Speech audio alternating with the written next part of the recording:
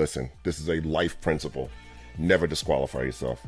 Never, ever, ever disqualify yourself, ever.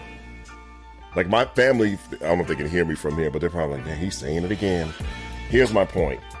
So you have this flash in your head, like, I think I want to reach out to Ty and ask if he'd be able to speak at, and then you're like, he's probably too busy.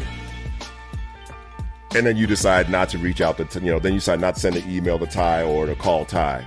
You've disqualified yourself. Now, even if I know, man, I can see on social media that Ty is speaking everywhere this week. I don't know if he can squeeze out an hour and a half on Saturday. I mean, his calendar's full. It's clear it's full. He's posting how full it is. And you know what? There's a good chance that it is full. Still, you reach out to Ty. You let Ty tell you he's too busy. This is not a good week. You let Ty tell you no. You don't tell you no. Never disqualify yourself. Ever, ever, ever.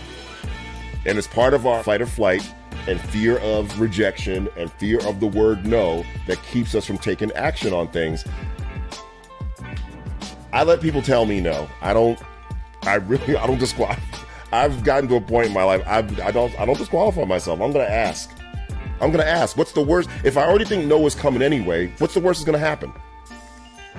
My fear will be confirmed, and then I move on.